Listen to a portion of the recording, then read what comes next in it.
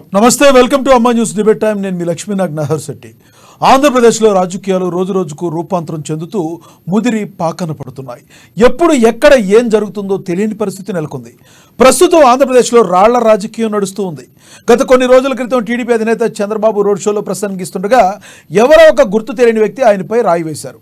దానికి వైసీపీ మంత్రులందరూ అదేం పెద్ద రాయి కాదని, గులకరాయి అని, దానికింత రాద్ధాంతం చేస్తున్నారంటూ చెప్పుకొచ్చిన సంగతి తెలిసిందే. తాజాగా వైసీపీ అధినేత జగన్మోహన్ రెడ్డిపై విజయవాడలో మరో వ్యక్తి రాయి విసిరారు. ఒక ముఖ్యమంత్రిపై ఈ విధంగా రాళ్ల దాడి చేయడం ఏంటని వైసీపీ ప్రశ్నిస్తుంటే, కోడికత్తి తరహాలో డ్రామాల్లో భాగంగా మరో డ్రామాకి జగన్ తెర లేపారని కూటమి వర్గాలు చెప్తున్నాయి. మరోవైపు జనసేన అధినేత పవన్ కళ్యాణ్పై కూడా నిన్న జరిగిన తెనాలి వారాహిలో భాగంగా ప్రసంగిస్తుండగా ఒక వ్యక్తి విసరటం జరిగింది. పవన్ కళ్యాణ్కి తగలకుండా పక్కన పడిపోవడంతో అందరూ కూడా ఊపిరి పీల్చుకున్నారు. ఇదే సభలో పవన్ కళ్యాణ్ మాట్లాడుతూ ప్రజాస్వామ్యానికి ఇది మంచి పద్ధతి కాదని చెబుతూనే 15 ఏళ్ల కుర్రాడిని కాల్ చేసినప్పుడు పట్టించుకొని వైసీపీ ప్రభుత్వం జగన్కి చిన్న దెబ్బ తగిలితే రాద్ధాంతం చేస్తుందని మండిపడ్డారు. అసలు ఆంధ్రప్రదేశ్లో రాళ్ల రాజకీయానికి కారకులు ఎవరు? ఇదే విషయంపై ఈరోజు చర్చ కొనసాగిద్దాం. చర్చలో పాల్గొనేందుకు మనతో సిద్ధంగా ఉన్నారు వైసీపీ అధికార ప్రతినిధి ఎల్ఎన్ మోహన్ రెడ్డి గారు, అదేవిధంగా టీడీపీ అధికార ప్రతినిధి తులసిరెడ్డి గారు, జనసేన అధికార ప్రతినిధి కీర్తన గారు, రాజకీయ విశ్లేషకులు పాపిరెడ్డి గారు, అదేవిధంగా రాజకీయ విశ్లేషకులు వేల్పూరి శ్రీనివాస్ గారు ఫోన్ ఇన్లో వస్తారు. మిగతా వాళ్ళందరూ మనతో జూమ్ కాల్లో అందుబాటులో ఉన్నారు. అందరికీ గుడ్ ఆఫ్టర్నూన్ సార్. ముందుగా మోహన్ రెడ్డి గారి దగ్గరికి వెళ్దాం. మోహన్ రెడ్డి గారు, good afternoon sir.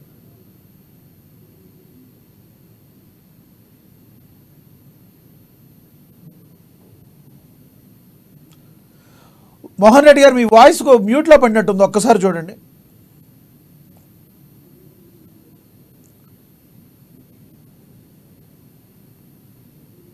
Mohan Reddy గారు, మీ వాయిస్ వినిపించడం లేదు, మ్యూట్లో ఉందని ఒక్కసారి చెక్ చేయండి. మీ దగ్గరికి నేను మళ్ళీ వస్తాను. మనతోటి రాజకీయ విశ్లేషకులు పాపిరెడ్డి గారు ఉన్నారు, ఆయనతో ఒకసారి మాట్లాడి మిగతా వాళ్ళ దగ్గరికి వెళ్దాం. పాపిరెడ్డి గారు, గుడ్ ఆఫ్టర్నూన్ అండి. Good afternoon sir. మీరు చూస్తూ ఉన్నారు, నిశ్చితంగా గమనిస్తూ ఉండే ఉంటారు.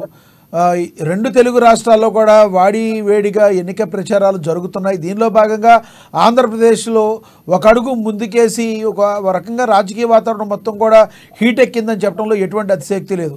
గత కొన్ని రోజులుగా మీరు చూస్తున్నారు, రాళ్ల దాడులు జరగటం, గుంపులో నుంచి ఎవరో ఒకళ్ళు అధ్యక్షులపైకి రాయి విసిరే ప్రయత్నం చేయటం, దీన్ని ఏ రకంగా చూడాలంటారు? ప్రజాస్వామ్యానికి ఎటువంటి అవకాశం ఉంది దీని మీద?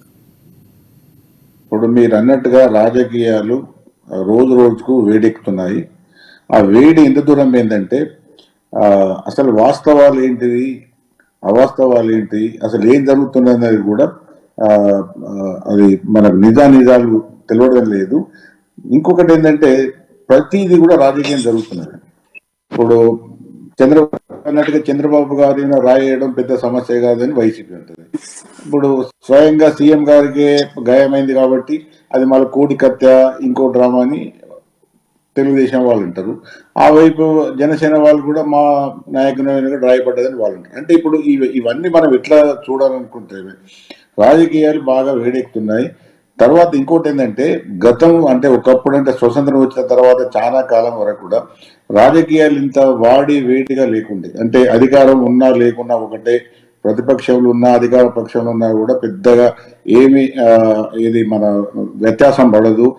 మనం న్యాయమైన ఎన్నికలకు లేకపోతే ప్రజాస్వామ్యం వైపు ఉండాలని నాయకుల యొక్క సంఖ్య ఎక్కువగా ఉంటే పార్టీలు కూడా ఆ విధంగానే. ఈ మధ్యన గత 10 సంవత్సరాలు చూస్తే అన్ని రాజకీయ పార్టీలు, ఏ ఒక్క రాజకీయ పార్టీ కూడా మినహాయింపు కాదు. ఏ ఒక్క పార్టీని కూడా తప్పవద్దని, లేకపోతే ఏ ఒక్క పార్టీ కూడా సక్రమంగా ఉన్నదని చెప్పడానికి కూడా అవకాశం లేదు. అన్ని పార్టీలు కూడా ఇప్పుడు ఏం చేస్తున్నాయంటే ఏదో ఒక విధంగా అధికారాన్ని చేజిక్కోవాలి, అధికారం కాపాడుకోవాలి.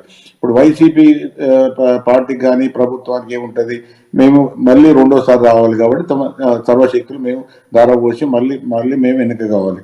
తెలుగుదేశం దాని అలయన్స్ పార్టీలకు ఏముంటుంది, ఏదో విధంగా మళ్ళీ మేము అధికారానికి రావాలి, ఏ విధంగా చేసినా కూడా మేము అధికారంలోకి వచ్చి మళ్ళీ మేము మా స్థానాన్ని బదిలీ చేసుకోవాలి. అంటే ఇక్కడ ఏమైతున్నది, రాజకీయ పార్టీలు, రాజకీయ నాయకుల వెనుకున్న సామాజిక వర్గాలన్నీ కూడా ఒక బలంగా ఏం జరుగుతున్నది అంటే ఎట్లాంటి పరిస్థితులు కూడా అధికారం చేజారిపోవద్దు, అధికారం మా చేతిలో ఉండాలి అనే ఒక బలమైన తపన, బలమైన కోరికతోనే ఇవన్నీ జరుగుతున్నాయి.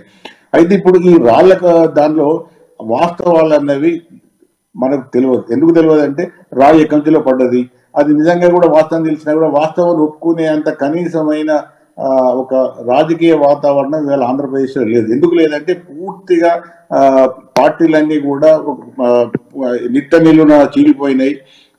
ఒక పార్టీ ఒకటి చెప్తే రెండో పార్టీ అని చెప్పి, అంటే ఒక కామన్ గ్రౌండ్, అంటే ఒక ఈ ప్రజాస్వామ్యానికి, పొలిటికల్ పార్టీస్ కు, ఎన్నికలకు ఒక ఒక సాధారణ వాతావరణం ఉంటుంది. ఆ సాధారణ వాతావరణం అనేది ఇప్పుడు లేదు.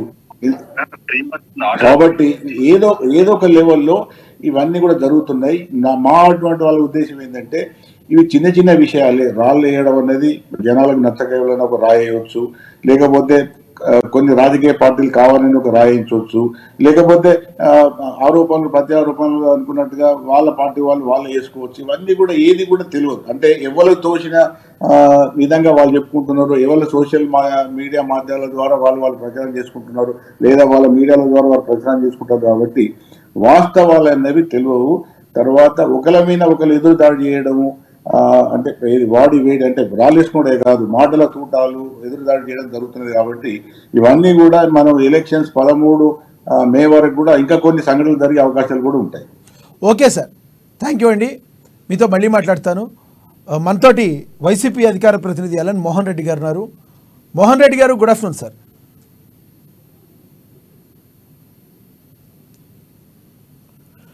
టీడీపీ అధికార ప్రతినిధి తులసిరెడ్డి గారు ఉన్నారు, ఆయనతో మాట్లాడదాం. తులసిరెడ్డి గారు, గుడ్ ఆఫ్టర్నూన్ అండి. Sir good afternoon sir. Tulasi Reddy గారు, మీరు చూస్తున్నారు స్వయాన ముఖ్యమంత్రి, ఆంధ్రప్రదేశ్ ముఖ్యమంత్రి మీద మొన్న విజయవాడ నడిబొడ్డున ఎలాంటి రాయి దాడి జరిగిందో దాన్ని మీరు ఒక రకంగా ఖండించినప్పటికీ మీరందరూ కూడా దీన్ని మరో కోడికత్తి డ్రామా అంటూ మీ అధికార ప్రతినిధులు అందరూ కూడా మాట్లాడటం జరిగింది. ఎందుకు అలా అనుకుంటున్నారు? దానికి గల ప్రధానమైన కారణం ఏంటి? సార్, ఇదంతా కూడా present trend of the politics వచ్చేసి ఎక్కడో ఒక చోట ప్రజల నుంచి సానుభూతి పొందాలనే ఉద్దేశంతో ఇటువంటి వెన్ను చేస్తున్నారు. గతంలో ఎలక్షన్ల ముందు కోడికత్తి సీనుతో కత్తిపోటు పొడిపించుకొని ఒక డ్రామా ఆడారు. అతన్ని 5 సంవత్సరాల నుంచి గవర్నమెంట్ ఏర్పడిన నుంచి ఇంతవరకు అతని విషయంలో ట్రయల్ జరగలేదు. అతని పైన విట్నెస్ కోర్టుకు సాక్ష్యం చెప్పడానికి కూడా జగన్మోహన్ రెడ్డి గారు వెళ్ళలేదు. ఎంత ఇబ్బందికరమైన పరిస్థితి. ఒక అమాయకుడిని తీసుకొని ఒక దళితుడిని ఇన్ని సంవత్సరాలు జైల్లో పెట్టడం అంటే అతని శిక్షాకాలం కూడా పూర్తయింది. ఎటువంటి నిరూపణ చేయకుండా ఇల్లీగల్ డిటెన్షన్ కిందకే వస్తుంది. ఇది one type of illegal detention. అంతకుముందు వాళ్ళు సాక్ష్యాలు ఇచ్చిన దాని ప్రకారం, అతని యొక్క వాంగ్మూలం ప్రకారం తాను జగన్మోహన్ రెడ్డి అభిమానిని, ఆయన్ని సీఎం చేయాలనే సింపతి కోసమే తాను కోడికత్తితో పొడిచినట్టుగా శ్రీనివాస్ కూడా ఒప్పుకోవడం జరిగింది కదా సార్. ఇప్పటికి కూడా వాళ్ళ పార్టీలో విజయవాడలో జరిగినటువంటి వాళ్ళల్లో ఉన్నటువంటి అసమ్మతి నాయకులు ఎవరైనా చేసిండేదానికి అవకాశం ఉంది. సీటు రాని వ్యక్తితో, ఇట్లాంటి వాళ్ళకు మీద వ్యతిరేకత ఉన్న వ్యక్తులు చేసిండేదానికి పాసిబుల్.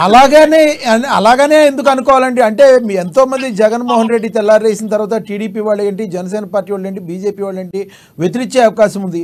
మీ దానిలో నుంచి కూడా మీరు ఎంతమందిని మీరు మంచిగా ఉండమని చెప్పినా మీ నుంచి కూడా ఎవరో ఒకళ్ళు విసిరుండొచ్చు కదా. ఆ ఛాన్స్ కూడా లేకపోలేదు కదా. వాళ్ళని ఎందుకు అనుకోవాలి? ఆ నాయకుడి పైన కూడా తంబల్లపల్లెలో, మదనపల్లె దగ్గర తంబల్లపల్లెలో రాళ్ళు వేసిన అంగళ్ళ దగ్గర రాళ్ళు వేయడం కూడా జరిగింది. అప్పుడు లేని రాజ్యాంగం ఇప్పుడు ఎందుకు చేస్తున్నారు సార్? అంటే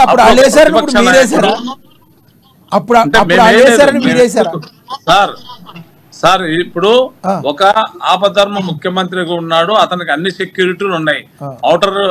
ఔటర్ వింగ్ సెక్యూరిటీ ఉంది, ఇన్నర్ వింగ్ సెక్యూరిటీ ఉంది. ఈ సెక్యూరిటీని కాదని అతని మీదకి రాయి వచ్చిందంటే అది భద్రతా వైఫల్యం అనే నా భావన. భద్రతా వైఫల్యం కూడా ఉంది సార్. ఇక్కడ ఇంకొక చిన్న విషయం సార్. ఓకే, జగన్మోహన్ రెడ్డి గారికి గాయం కనపడక ముందు వాళ్ళ అభిమానులు కొంతమంది ఒక క్రేన్ తీసుకొని, పెద్ద క్రేన్ తీసుకొని, ఒక పెద్ద దండం తీసుకొని గజమాలను వేయడానికి ప్రయత్నం చేసినారు. ఆ గజమాల వేసిన తర్వాత ఆ గజమాలకు ఉన్నటువంటి ఏదో ఒక తీగ కానీ, ఒక కర్ర కానీ ఏదో ఒకటికి అతను పుచ్చుకునేదానికి అవకాశం కూడా ఉంది. ఆ బిట్ కూడా మీకు ప్లే చేయమంటే చేస్తాను సార్. ఇప్పుడు రాయి తగిన మాట వాస్తవమే అని ఆ ట్రీట్మెంట్ చేసిన డాక్టర్లు కూడా చెప్పారు కదండి, మళ్ళీ దీనిలో ఏదో గజమాలు గుచ్చుకోవటం అంటే అది మీ యొక్క ఉద్దేశం? అంటే సార్ మా వచ్చే ఏదైనా కూడా తగిలిండొచ్చు సార్. గజమాల వేసేటప్పుడు ఎక్కడైనా పొరపాటున కూడా తగిలిన దానికి ఉంది. దాన్ని రాద్ధాంతం చేసేదానికి, సానుభూతి కొరకు ఇట్లా చేసేదానికి కూడా అవకాశం ఉంది. ఓకే, అంటే అది రాయితో కొట్టినారా, ఇంకొకతో కొట్టినారా, అటు సింపుల్ అబ్రాషన్. అది అధికారులు తేల్చాలంటారు, మీరు అధికారులు తేల్చాలంటారు. అది అధికారులు తేల్చాలా, డాక్టర్లు ఒపీనియన్ ఇవ్వాలా. Okay, it is opinion left to the doctors sir. మీతో మళ్ళీ మాట్లాడతాను. తులసిరెడ్డి గారు మళ్ళీ మాట్లాడతాను. మనతోటి జనసేన అధికార ప్రతినిధి కీర్తన గారు అందుబాటులోకి వచ్చారు, ఆవిడతో మాట్లాడదాం. గుడ్ ఆఫ్టర్నూన్ కీర్తన గారు. కీర్తన గారు గుడ్ ఆఫ్టర్నూన్. వినబడుతుందండి. కీర్తన గారు, మీరు గత 2 రోజులుగా మీరు ఏం జరుగుతుందో ఏపీలో మీకు తెలుసు. జగన్మోహన్ రెడ్డి గారి మీద విజయవాడ నడిబొడ్డున రాయి పడిన తర్వాత ఎటువంటి పరిస్థితుల్లో తెలుసు. అదేవిధంగా నిన్న తెనాల్లో కూడా మీ అధ్యక్షుడు పవన్ కళ్యాణ్ గారు మాట్లాడుతుంటే ఎవరో ఒక వ్యక్తి రాయి విసిరారు. ఆ రాయి పవన్ కళ్యాణ్ గారికి అయితే తగలేదు, అందరూ ఊపిరి పీల్చుకున్నారు. గతంలో 2 నెలల క్రితం చంద్రబాబు నాయుడు గారు మాట్లాడినప్పుడు కూడా ఒక దగ్గర రోడ్ షోలో ఒక రాయి విసరటం జరిగింది. దానికి వైసీపీ మంత్రులందరూ కూడా గట్టిగానే కౌంటర్ ఇచ్చారు. అదే పెద్ద గులకరాయితో కొడితే మీరు కావాలని ఇది చేస్తున్నారు అని చెప్పి మాట్లాడారు. ఎలా చూడాలి రాళ్ల రాజకీయం ఏంటండి ఆంధ్రప్రదేశ్లో? ముందుగా మీకు అలాగే ప్యానల్ పెద్దలకి నమస్కారం సార్. మీ అందరికీ తెలిసిన విషయమే, గత ఎన్నికల్లో కోడికత్తి డ్రామా అండ్ బాబాయ్ గొడ్డలి పోటు ఎంత కీ రోల్ ప్లే చేసాయి, ఎలా గెలవడానికి ఆయన మీద సింపతి గెయిన్ చేసుకోవడం కోసం ఇలాంటి కార్యకలాపాలు చేస్తారో ఒకంత డౌట్ అందరికీ ఉండే, కోడికత్తి నిజమా అబద్ధమా. ఎందుకంటే సీను మాట్లాడే మాటలకి జగన్ గారి స్టేట్మెంట్ కి చాలా వ్యత్యాసం ఉండేది. జగన్మోహన్ రెడ్డి గారు బిఫోర్ ఎలక్షన్ ఎలా బిహేవ్ చేశారు కేసు పట్ల, ఆఫ్టర్ ఎలక్షన్ ఎందుకు కోర్టుకు ఒక్కసారి కూడా హాజరు కాలేదో వారెవర్గా మనకు చెప్పాలి. ఎందుకంటే గత 5 ఏళ్లుగా ఒక్కసారి కోర్టుకి కోడికత్తి సీను విషయంగా ఆయన ఎప్పుడు రాలేదు. ఇంకోటి ఏంటంటే, నేను మార్నింగ్ కూడా ఒక డిబేట్ లో చూపించాను, కోడికత్తి సీన్ మొత్తం మీద ఆ దాడి జరిగినప్పుడు ఆయన చేతికున్న గాయాన్ని అయితే ఇతరులకు ఎప్పుడు చూపించలేదు. షట్టుకున్న రక్తం, దాని తర్వాత ఒక బ్యాండేజ్, ఇది ఒక్కటే తప్ప గాయం అనేదే మనకు కనపడలేదు ఇంతవరకు. ఈ 5 years లో ఎప్పుడు ఆ ఫోటోనే రివీల్ కాలేదు. అంటే అది నిజమా అబద్ధమా అనేది ఫస్ట్ వాళ్ళు తేల్చుకోవాలి. ఎందుకు బిఫోర్ ఎలక్షన్ అంత చూపించి ఆఫ్టర్ సైలెంట్ అయ్యాడు జగన్మోహన్ రెడ్డి గారు అంటే, ఎలక్షన్ కోసం అదొక స్ట్రాటజీనా? ఇది మనం అడుగుతున్న ప్రశ్న కాదు, ప్రజలు అడుగుతున్నది. అక్కడే క్లారిటీ లేదు. అది బాగా వర్కౌట్ అయింది. ఇప్పుడు ఇది వాళ్ళ మీద వ్యతిరేకత ఉందన్న విషయం అందరికీ తెలుసు. ఇప్పుడు పవన్ కళ్యాణ్ గారి మీదనో సిబిఎన్ గారి మీద దాడి చేయడానికో రాళ్ళేయడానికో ప్రజలకు ఏం అవసరం ఉండదు. ఎందుకంటే వాళ్ళు ఇప్పుడు పరిపాలన లేదు, పరిపాలనలో ప్రజలు ఇబ్బంది పడింది వాళ్ళ ప్రభుత్వంలో కూడా కాదు. ఇప్పుడు అధికారంలో ఉన్నది వైసీపీ, ఇబ్బంది పడుతున్నది వైసీపీ వాళ్ళ, కాబట్టి ప్రజల్లో ఆ వ్యతిరేకత ఉందని గమనిస్తున్నారు. మొన్న కూడా గతంలో చంద్రబాబు నాయుడు గారి మీద కూడా రాయి వేశారు, అప్పుడు తెలుసు. మరి అప్పుడు ఎవరు వేస్తుంటారంటారు ఆ రాయిని? సార్ ఎవరు వేసారు, ఎందుకు వేసారు అనడానికి అధికారంలో ఉంటే వ్యతిరేకత ఉంటుందంటే మనం ఒప్పుకుంటాం. ఇంకా వేశారు అంటే మీ మాటలోనే ఆన్సర్ ఉంది, వైసీపీ వేసి ఉండాలి లేదా వాళ్ళ మద్దతుదారులు వేసి ఉండాలి, అంతే కదా. అధికారంలో ఉంటే కదా వ్యతిరేకత ఉంటుంది ప్రజల్లో, లేని వాడి మీద ఎందుకు ఉంటుంది వ్యతిరేకత? ఇంప్లిమెంట్ చేస్తున్న విషయాల మీద వ్యతిరేకత ప్రజల్లో ఉంది కాబట్టి మొన్న చొప్పి విసిరేశారు, ఈరోజు రాయి విసిరేశారు. ఓకే, రాయి విసిరేసిన రాయి నిజంగా తగిలిందన్న విజువల్స్ మీరు చూడాలి. నాకైతే ఎక్కడ కనిపించలేదు. ఆయన అన్నట్టు ఆ పూలమాల గుర్చుకునిందని కొందరు అంటారు, కొందరు రాయి అంటారు, ఇంకొందరు క్యాట్ కొట్టారంటారు. ఇంకా ఎందుకు ఎంక్వైరీ చేయలేకపోతున్నారు? ఒకవేళ జరిగి ఉన్న పూర్తి బాధ్యత ఆయన సెక్యూరిటీ వైఫల్యం కింద చూసుకోవాలి మనం. కీర్తన గారు, ఇది ఈ రోజుతో ఫుల్ స్టాప్ పడిందని మీరు అనుకుంటున్నారా? ఇప్పుడు రాబోయే రోజుల్లో జనసేన అధినేత అయితేనేంటి విపరీతమైన ఫ్యాన్ ఫాలోయింగ్ బేస్ ఉన్నమాట వాస్తవం జనసేన అధినేత పవన్ కళ్యాణ్ గారికి. మరి ఈ టైంలో రానున్న రోజుల్లో మీరు ఎలా ఎదుర్కోబోతున్నారు? ఏదైనా రాయల దాడి జరిగితే మీ పరిస్థితి ఏంటి? మీరు ఎలాంటి చర్యలు తీసుకోబోతున్నారు? సెక్యూరిటీని ఏమైనా పెంచుకోగలిగారా? దాని గురించి కూడా చెప్పండి. Right question sir. ఎందుకంటే ఒక సీఎం కే సెక్యూరిటీ అంత పటిష్టంగా ఉన్న చోట ఆయన మీద జరుగుతున్నాయంటే పవన్ కళ్యాణ్ గారి మీద ఎంత వ్యతిరేకత వీళ్ళల్లో ఉందో వైసీపీ వాళ్ళకి మీకు తెలుసు. ఎందుకంటే ఆయన విధానపరంగా ప్రతి ఒక్క అంశాన్ని జరుగుతున్న లోపాలను ఎత్తి చూపిస్తున్నారు. ఆయన పైన ఎంత ఇబ్బందులు గురి చేస్తారో మీరు ఎక్స్పెక్ట్ చేయొచ్చు. అలాగే పవన్ కళ్యాణ్ గారు ప్రజాక్షేత్రంలోకి వచ్చినప్పుడు అల్లా ఆయన చిన్న చిన్న ఘాట్లు అయితే అవుతున్నాయి, బ్లేడ్లతో కోస్తున్నారని పవన్ కళ్యాణ్ కూడా బాధపడి చెప్పి ఉన్నారు. అంటే ఎలాంటి ఇబ్బందులు సృష్టిస్తున్నారంటే నిన్న కూడా ఏదో రాయి విసిరేశారు ఆయన వారాహి మీద ఉన్నప్పుడు. సో ఇటువంటివి నానుడిగా అయిపోయి ప్రతిపక్ష నేతలు ప్రజల్లోకి రాకుండా ఉండడం కోసం వీళ్ళ అధికారులు ఏమో జీవాలు పాస్ చేస్తారు, వాళ్ళ అభిమానులు ఏమో రాళ్ళతో దాడి చేస్తారు. మీకు పర్టికులర్ ఈ డిబేట్ లో గుర్తు చేయాలి, గతంలో పట్టాభి గారి పైన వీళ్ళ అభిమానులు అటాక్ చేస్తే జగన్మోహన్ రెడ్డి గారు ఇది తప్పు అని ఖండించకపోగా నా అభిమానులకు బీపీ వస్తుంది, నా మీద అభిమానంతో వాళ్ళని కొడతారు, దాడులకు పాల్పడతారు అనే స్టేట్మెంట్ పాస్ చేశారు. ఒక సీఎం గా మీరు యువతలో ఏం నేర్పించాలనుకుంటున్నారు, వాళ్ళతో ఏం చేయించాలనుకుంటున్నారు? అదే పవన్ కళ్యాణ్ గారు మాకు బాగా గుర్తుకుంది. అదే పవన్ కళ్యాణ్ గారు ఏమంటారంటే, మిమ్మల్ని ఇబ్బంది పెట్టినా నన్ను ఇబ్బంది పెట్టినా మీరు సమన్వయం పాటించండి, దాడులకు పాల్పడే సంస్కృతిని ఏర్పాటు చేయకూడదు అని మాకు నేర్పిస్తున్నారు. అంటే యథా రాజా తథా ప్రజ అని నాయకుడు ఎలా ఉన్నారు, వాళ్ళ కార్యవర్గం అలాగే ఉంది. ప్రతిపక్షంతో రాళ్ళేస్తున్నారు, ఈరోజు ప్రజలు ఆయన మీద రాలేశారు, అంతే కదా. డిఫరెన్స్ ఏముంది ఇక్కడ? ఇప్పుడు జరిగిన దాని గురించి కాదు కీర్తన్ గారు, జరగబోయే దాని గురించి ఏంటి? రానున్న రోజుల్లో జగన్మోహన్ రెడ్డి గారు మాట్లాడుతుంటే ఇంకేమైనా జరిగే అవకాశం ఉందా? లేదంటే చంద్రబాబు నాయుడు గారు మాట్లాడుతుంటే ఇంకేమైనా జరిగే అవకాశం లేకపోలేదు, పవన్ కళ్యాణ్ గారు మాట్లాడుతుంటే ఇంకేమైనా అవకాశం లేకపోలేదు. ఈ రోజు నుంచి దీన్ని ఏ పార్టీ అయినా ఖండించకపోతే రానున్న రోజుల్లో అందరికీ ప్రాబ్లమే కదా. ఇప్పుడు ప్రభుత్వం వ్యతిరేకత ఏముంది అనేది చెప్పడానికి ప్రతిపక్షాలు వెళ్తున్నప్పుడు అది కరెక్ట్గా ప్రజల్లోకి వెళ్ళాలి అంటే ఎటువంటి ఇన్సిడెంట్ జరగకపోతేనే ప్రజల్లోకి వెళ్తుంది. అదేవిధంగా ప్రభుత్వం తామేం చేశామో చెప్పుకోవాలి అనుకుంటే బయటికి వెళ్ళినప్పుడు కంపల్సరీ ఏదైనా చెప్తేనే అది జనాల్లోకి వెళ్తుంది. ఇలాంటి రాళ్ళదాడి జరిగితే రేపొద్దున ఎవరైనా బయటకు వచ్చి మాట్లాడే అవకాశం ఉంటుందా? మరి దీన్ని ఏ కోణంలో చూడాలి, ఎందుకు జరుగుతుంది అంటారు? ఇలా మీకేమైనా అనుమానాలు ఉన్నాయా? మీరు ఖచ్చితంగా గమనించండి, ఇంకా ఇబ్బందులు పెట్టే చర్యలే చేపడతారు. ఎందుకంటే సామాన్యుని రోజు బయట రావడానికి ఇబ్బంది పడ్డారు. ఎలక్షన్ కోడ్ వచ్చినప్పటి నుంచి సామాన్యుల ధైర్యం వచ్చింది. ఇప్పుడు సమానమే, మనం బలంగా మాట్లాడొచ్చు, తప్పుల్ని ఖండించవచ్చు అని. సో ఆ ఖండించే తరుణం ఆసనమైంది. ఎక్కడ మమ్మల్ని ప్రజలు స్ట్రైట్ ఫార్వర్డ్ వచ్చి క్వశ్చన్ చేస్తారనే ఇంటెన్షన్ తో ఇలాంటి పాల్పడుతున్నారు. నిజంగానే ప్రతిపక్ష నేతల కుట్ర అనుకుందాం జగన్మోహన్ రెడ్డి గారు చెప్పినట్టు, మళ్ళీ సాక్ష్యాలు ఎక్కడ? ఫస్ట్ ఆ విషయం ఆయన మాట్లాడారు. అంతమంది జనాల్లో సాక్ష్యాలు ఎలా ఉంటాయండి కీర్తన్ గారు? రావడానికి టైం పడుతుంది, వస్తాయి, రావడానికి టైం పడుతుంది కదా.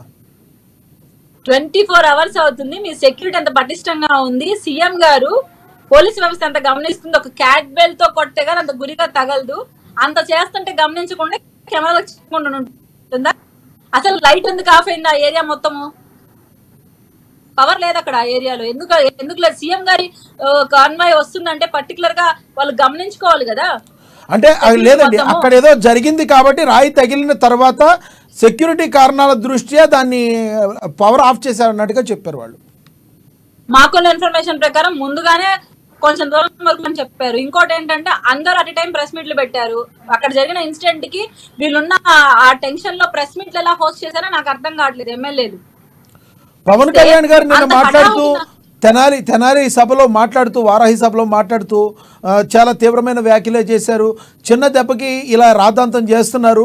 మరి 15 సంవత్సరాల పిల్లోడిని కాల్ చేసినప్పుడు ఏమైపోయింది ఆంధ్రప్రదేశ్ పరిస్థితి, పరువు ఏమైపోయింది, వాళ్ళకి ఏం న్యాయం జరిగిందని ప్రశ్నించారు.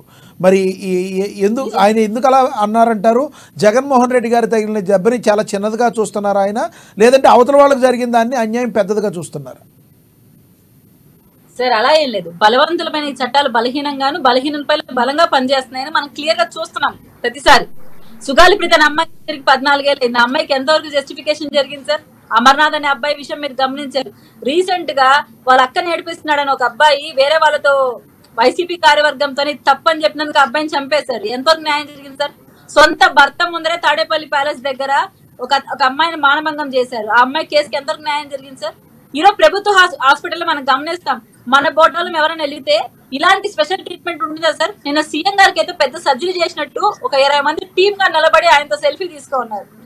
ఇదే రకమైన ట్రీట్మెంట్ ఉంటుందా? చిన్నపాటి గీసుకున్నందుకే ఇంత లెక్కనే మాట్లాడుతున్నారు కదా. అదే అతి కిరాతకంగా 70 ఏళ్ల వయసులో చనిపోయాడు. కిరాతకంగా హతమార్చారని చెప్పాలి మనం. కానీ ఈయన ఎందుకు సార్ ఇంతవరకు ఈయన సోషల్ మీడియా కానీ ఈయన కానీ ఇంత బలంగా అప్పటి నుంచి ఫైట్ చేయలేదు?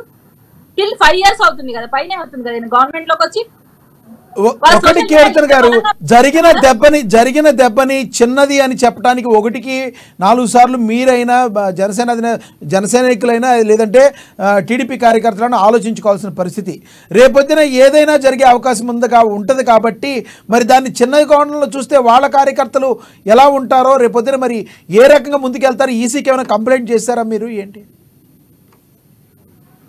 వాళ్ళు ఫస్ట్ కంప్లైంట్ చేయమని చెప్పి బయటకు వస్తాయి. ఫస్ట్ థింగ్ ఏంటంటే దాడికి పాల్పడినప్పుడు వాళ్ళ సెక్యూరిటీ వైఫల్యం ఇక్కడ క్లియర్ కనపడుతుంది. సెక్యూరిటీ వైఫల్యమే ఉంది. అంటే మీ సెక్యూరిటీ సిబ్బంది సరిగ్గా వర్క్ చేయట్లేదా? మీ ప్రొటెక్షన్ గురించి వాళ్ళు ఆలోచించట్లేదా? 24 గంటలైనా అక్కడి నుంచి జరిగింది ఎలా జరిగిందని కనిపెట్టలేకున్నారు. అసలు దేంతో కొట్టారన్న విషయం కూడా చెప్పలేకపోతున్నారు. కొందరేమో ఆ పూలమాలలో ఉన్న ములిగి చిక్కుందంటారు, కొందరేమో రాళ్లతో కొట్టారంటారు. అసలు అంత చిన్న దెబ్బని వీళ్ళు ఎందుకు పసిగట్టలేకపోయారు? సీఎం గారు చుట్టూ ఎందుకు గమనించుకోలేకపోయారు? ఓకే, మీ దగ్గరికి మీతో మళ్ళీ మాట్లాడతాను నేను. మనతోటి ఇప్పుడు టీడీపీ అధికార ప్రతినిధి తులసిరెడ్డి గారు ఉన్నారు, ఆయనతో ఒకసారి మాట్లాడదాం. తులసిరెడ్డి గారు, రానున్న రోజుల్లో ఈ రోడ్ షోలన్నీ ఎలా జరగబోతున్నాయి, మరి Z+ కేటగిరీ ఉన్న మరి చంద్రబాబు గారి పరిస్థితి ఎలా ఉండబోతుంది, మరి మీరందరూ కూడా ధైర్యంగా బయటికి వెళ్ళే అవకాశం ఉందా? సార్ తప్పకుండా సార్, ప్రజాస్వామ్య దేశంలో ప్రతి ఒక్కరూ ఓటును వినియోగించుకోవాలి. బహిరంగ సభలు నిర్వహించుకోవడానికి ప్రతి వారికి, ప్రతి లీడర్లకు, అధికార పక్షం కానీ ప్రతిపక్ష లీడర్లకు కానీ హక్కు ఉంది సార్. అటువంటి ప్రజాస్వామ్య దేశంలో ఎవరైనా ప్రచారం చేసుకోవచ్చు. ఈ ప్రచారం జరిగేటప్పుడు రాళ్లు వేసేదానికి కొన్ని దుష్టశక్తులు ప్రయత్నాలు చేయవచ్చు. కానీ ఇక్కడ అనుమానాస్పదమైనటువంటిది ఏమంటే సార్, ప్రధానమంత్రి మొన్న నరేంద్ర మోడీ గారు నర్సాపేటలో వస్తేనే వాటర్ బాటిల్ సెక్యూరిటీ వైఫల్యమే, వాటర్ బాటిల్స్ విసిరేయడం జరిగింది. ఇది సాక్షాత్ ప్రధానమంత్రి ఉన్నటువంటి మీటింగ్ లోనే అటువంటి సెక్యూరిటీ వైఫల్యాలు ఎన్నో జరిగినాయి. గతంలో కూడా కడప టౌన్ లో పివి నరసింహారావు గారు ప్రధానమంత్రిగా ఉన్నప్పుడు కోట్ల విజయభాస్కర్ రెడ్డి గారు ముఖ్యమంత్రి ఉండేవారు, చెప్పులతో వేశారు, చెప్పుల దాడి జరిగింది. ఎవరు చేశారు సార్? ఈ సంస్కృతి ఉన్నది వైసీపీ వాళ్ళకే ఉంది సార్. సింపతి గెయిన్ చేయడానికి కోసము ఇవన్నీ ఒక నాటకాలు ఆడుతున్నారు. ఎక్కడ ఇప్పుడు వాళ్ళ పక్కన వాళ్ళ అధికారం వాళ్ళ చేతులు ఉంది, సెక్యూరిటీ ఉంది, ఆ ఇన్నర్ సెక్యూరిటీ అవుటర్ సెక్యూరిటీ ఉంది. వాళ్ళంతా కంప్లైంట్ ఇవ్వాలి కదా సార్, ఎలక్షన్ కమిషన్ కి వాళ్ళకి కంప్లైంట్ ఇవ్వండి, ఎంక్వైరీ జరుగుతుంది. అవసరమైతే సిబిఐతో ఎంక్వైరీ చేయించమనండి. తెలుగుదేశం వాళ్ళకి కానీ జనసేన వాళ్ళకి ఎటువంటి అవసరం లేదు. మాకు ప్రజలలో విలువ ఉంది, బలం ఉంది. ఎవరైతే ఎప్పుడైతే వీక్ అవుతాడో వీక్ అయిన వాళ్ళే ఈ నాటకాలన్నీ చేస్తారు. ప్రజలలో విశ్వాసం కోల్పోయినప్పుడు ఇటువంటి నాటకాలు చేస్తారు. ఇప్పుడు సార్ అంతకుముందు ప్రశాంత్ కిషోర్ టీం చెప్పినట్టు ఈయన నాటకాలు ఆడారు, సింపతి గెయిన్ చేయాలా, ఇది ఒక ప్లాన్. ఈ ప్రశాంత్ కిషోర్ కాబట్టి ఇంకొక కిషోర్ వచ్చింటాడు, ఒక సలహా ఇచ్చింటాడు. అక్కడ ఏం జరిగింది సార్? ఇందాక కీర్తన్ గారు చెప్పినట్టు పెద్ద సర్జరీ చేస్తున్నాడు, చిన్నది సార్ అక్కడ జరిగింది. అది పూలదండ అంటారో ఇంకొకరు వేశారో ఏమది పర్టికులర్ గా ఎంక్వైరీ చేస్తే తెలుస్తుంది. దాన్ని ఒక సర్జరీ చేసినట్టు పెద్ద క్రియేట్ చేసినారు. ఒక కాటన్ పెట్టుకుంటే అయిపోతుంది. ఇది ఏం పెద్ద ఇది కాదు, ఇష్యూ కాదు. సాధారణంగా ఇటువంటి గీతలు ఇవన్నీ జరిగేటి ఏ మీటింగ్లో అయినా జరుగుతూ ఉంటాయి సార్. ఇప్పుడు మేము కూడా మీటింగ్లకు వెళ్తుంటాం, ఎక్కడ పొరపాటున ఏదన్నా తీగలిగేలు ఏదన్నా కుచ్చుకుంటాయి బారికేడ్స్ దగ్గర, ఇట్లాంటి సర్వసాధారణమైనటువంటి సార్. సిబిఐకి ఎంక్వైరీకి ఏమనండి సార్, ఏమైతుంది తెలిసిపోతుంది కదా ఎవరు వాళ్ళతోని. ఇవన్నీ చూడండి సార్ ఎట్లుందో. ఓకే సార్, పెద్ద వ్యాన్లోకి మాట్లాడతాను, 1 minute లో వస్తాం మీతో. కీర్తన్ గారు రానున్న వారాహి యాత్ర కానీ లేదంటే చంద్రబాబుతో కలిసి మీరు చేస్తున్నారు కదా, ఎటువంటి జాగ్రత్తలు తీసుకోబోతున్నారు, మరి ఏ రకంగా ప్రజలలోకి ముందుకు వెళ్ళబోతున్నారు? మీరు గతంలో కూడా చూస్తున్నాను సార్, పవన్ కళ్యాణ్ గారు వారాహి మీద ఉన్నప్పుడల్లా ఏ కాన్స్టిట్యున్సీకి వెళ్తున్నారో అక్కడున్న సమస్యల్ని, అక్కడ ప్రజలు పడుతున్న ఇబ్బందుల్ని మా ప్రభుత్వం వస్తే ఏం చేస్తామనేది క్లియర్ గా చెప్పుకుంటూ విధానపరంగా మాట్లాడుతూ వెళ్తున్నారు. సో ఇటువంటి దాడులు అనేవి మమ్మల్ని అయితే కొద్దిసేపు ఇబ్బంది పెట్టగలుగుతాయేమో కానీ శాశ్వతంగా అయితే ఇబ్బంది పెట్టం. ఎందుకంటే ప్రజల పక్షాన్ని నిలబడుతున్న నాయకుల్ని ప్రజలే కాపాడుకుంటారనే నమ్మకం పవన్ కళ్యాణ్ గారికి, సిబిఎన్ గారికి ఉంది. సో కానీ సెక్యూరిటీ పెంచితే మేలు అనేది ఒకటి మాత్రం నేను నా సైడ్ నుంచి చెప్పడానికి ప్రయత్నిస్తాను సార్. మించితే నేను ఇంకేం ఆశించట్లేదు. ఎన్డీఏ కూటమి ఖచ్చితంగా కాబోతుంది, ప్రభుత్వం మార్చబోతున్నాం. ఓకే కీర్తన్ గారు, మీరైతే ఏమైనా చెప్పదలుచుకుంటున్నారా? అమ్మ న్యూస్ ఛానల్ నుంచి ప్రజలకి ఏమైనా చెప్పదలుచుకుంటున్నారా, లేదు అంటే మిగతా రాజకీయ పార్టీలకి వ్యక్తిగతంగా ఏమైనా చెప్పదలుచుకుంటున్నారా? సార్ నేను నిజంగా చెప్తున్నాను, థ్యాంక్ యూ, నైస్ క్వశ్చన్. ఎందుకంటే నా ఈ 5 years ఆఫ్ పొలిటికల్ జర్నీలో ఒక్క విధానపరమైన ప్రెస్ మీట్ నేను చూడలేకపోయాను సార్. నాకు అదే బాధ వేస్తుంది. ఇప్పుడు నేను ఎప్పుడైనా ట్రావెలింగ్ లో వెళ్తున్నప్పుడు, ఎక్కడైనా వెళ్తున్నప్పుడు ఎంపీ ఆస్పిరెంట్స్ మాట్లాడుతుంటే ఆశ్చర్యం వేస్తుంది. ఇన్ని రిసోర్సెస్ ఉన్నాయా, ఇంత డెవలప్ చేయొచ్చా మన నియోజకవర్గాన్ని, ఒక టూరిజం శాఖ ఇంత అభివృద్ధి చేయొచ్చా, మహిళా భద్రత గురించి ఇలా ఆలోచించచ్చా అని ఇప్పుడు BJP aspirants, Janasena aspirants, TDP aspirants ప్రయాణం చేస్తున్నప్పుడు చూస్తున్నాను. అరే ఇన్నేళ్లు 5 ఏళ్లలో ఒక్క ప్రెస్ మీట్ అన్న వ్యాలిడ్ గా అక్కడున్న సమస్యల్ని తీర్చడం కోసమో, మహిళా భద్రత గురించో, లేదంటే ఎడ్యుకేషన్ సిస్టమ్ రిఫార్మ్స్ గురించో ఒక జాబ్స్ తేవడం గురించో ఇండస్ట్రియల్ డెవలప్మెంట్ గురించో ఏదైనా ఆలోచిస్తారేమో అంటే ఎంతసేపు వ్యక్తిగత విమర్శలు, ఒక కమ్యూనిటీ వాళ్ళు తిట్టించడము, మహిళల్ని కించపరిచేలాగా మాట్లాడడము, చట్టాలను మనం అనువుగా చేసుకుని వాళ్ళని కాపాడుకునే ప్రయత్నం తప్ప ఏమీ జరగలేదు. ఎస్పెషల్లీ ఇప్పుడు మహిళలు ఆలోచించాల్సిన తరుణం ఏంటంటే రాబో రోజుల్లో ఎలక్షన్ ఉంది కాబట్టి మీ బలమైన తీర్పుని ఓటు ద్వారా చెప్పి చక్కటి మార్పు కోరుకోండి. బిడ్డల భవిష్యత్తును బంగారమయం చేయండి. ఈ గంజాయికి, వ్యసనాలకి, మద్యానికి బానిసలు అవ్వకుండా మంచి భవిష్యత్తు వాళ్ళకి కల్పించే దిశగా ఆలోచించాలని కోరుకుంటాను సార్. ఓకే, థ్యాంక్ యూ కీర్తన గారు. కీర్తన గారు, మీరు ఏదైతే అనుకున్నారో ప్రజలకి అది చేరుతుంది కంపల్సరీ. నెక్స్ట్ మనతో మాట్లాడటానికి ఫోన్ లైన్లో వేల్పూరి శ్రీనివాస్ గారు ఉన్నారు, రాజకీయ విశ్లేషకులు. ఆయనతో ఒకసారి మాట్లాడదాం. గుడ్ ఆఫ్టర్నూన్ సార్ శ్రీనివాస్ గారు. శ్రీనివాస్ గారు గుడ్ ఆఫ్టర్నూన్ అండి.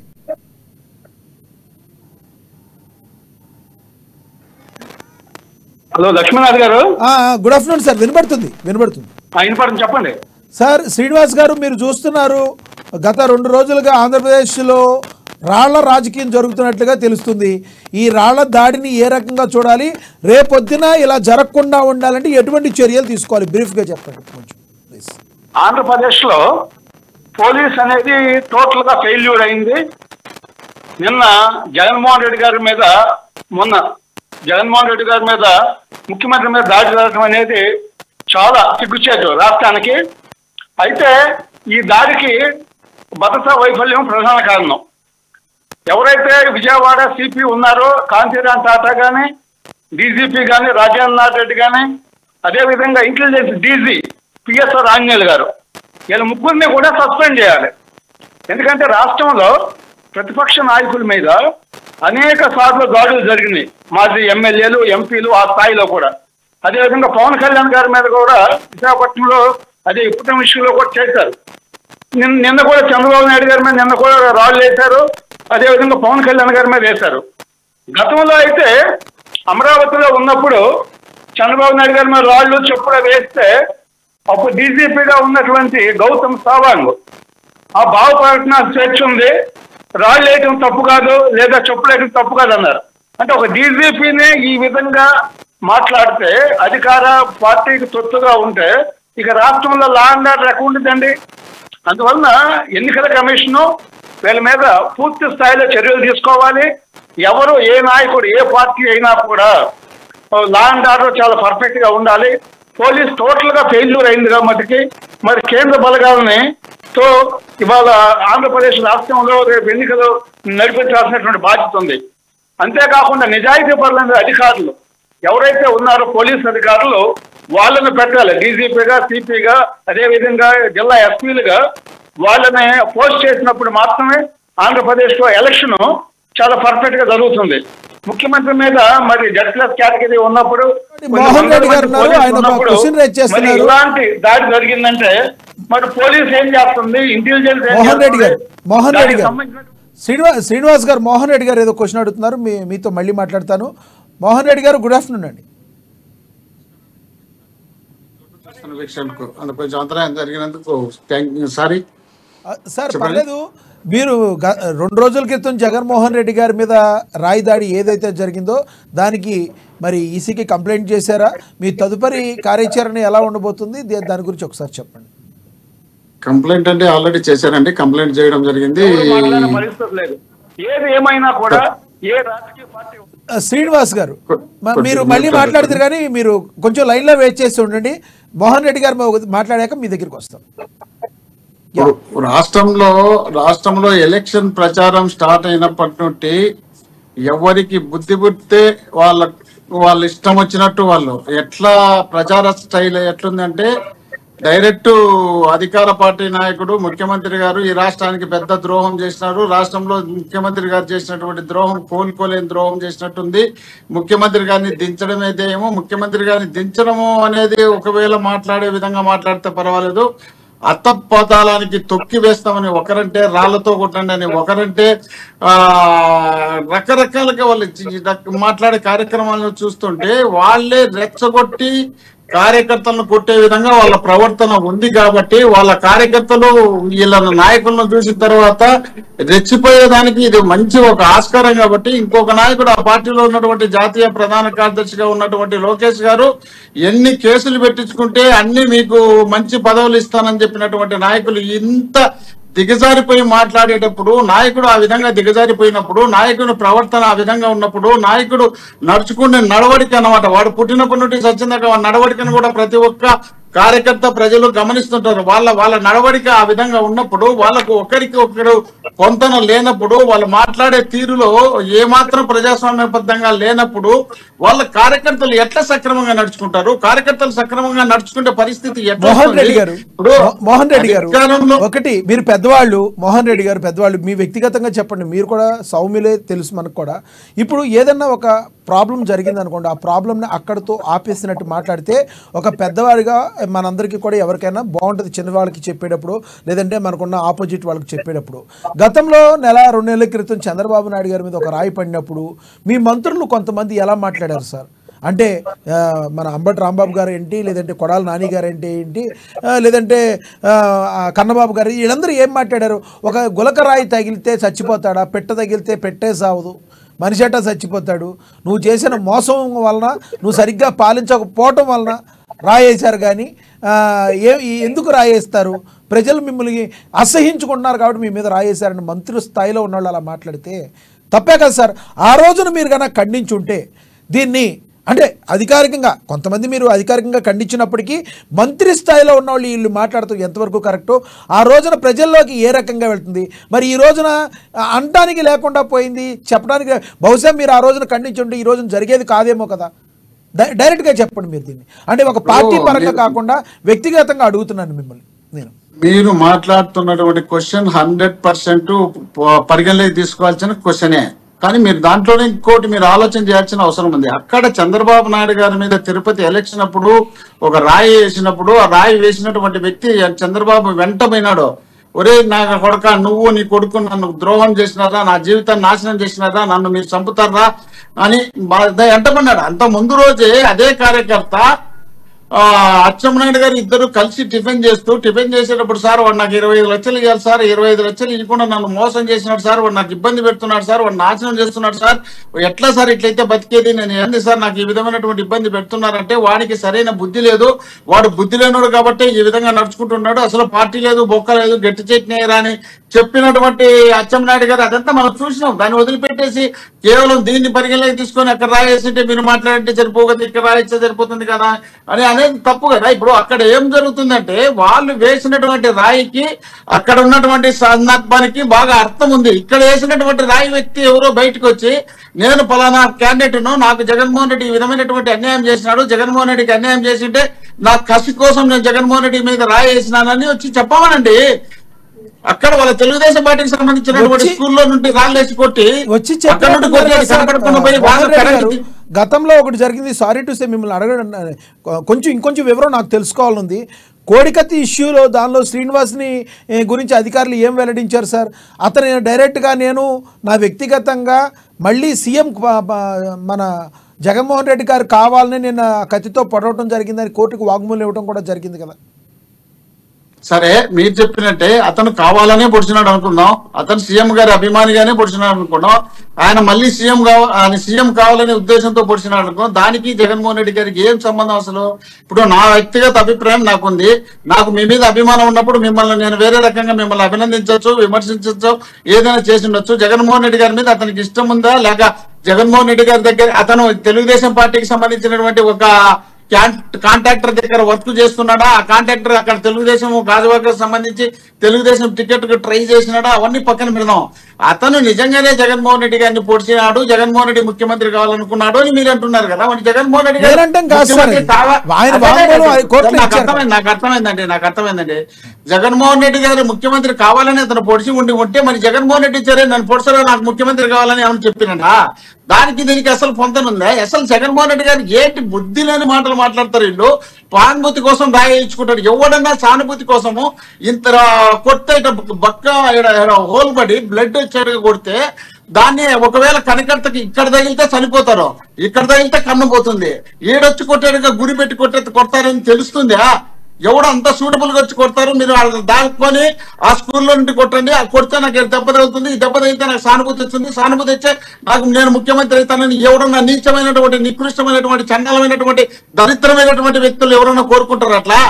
అది నిజంగానే అట్లా కోరుకొని ఉంటే ఈరోజు చంద్రబాబు నాయుడు 73 ఏళ్ల వయసు కదా, చంద్రబాబు నాయుడిని రోడ్డు మీద కొట్టుకుంటా రమ్మని చెప్పమని చంద్రబాబు ఏమన్నా లోకేషన్ పంపించి చంద్రబాబుని కొట్టించే సానుభూతి ముఖ్యమంత్రి అవుతాడేమో ఒకసారి గమనించమను. ఏం మాట్లాడుతున్నారండి? ఎవరికి బుద్ధి పుట్టినట్టు వాళ్ళు ఇష్టం వచ్చినట్టు వాళ్ళు మైకులు తీసుకొని మాట్లాడుకుంటా పోతే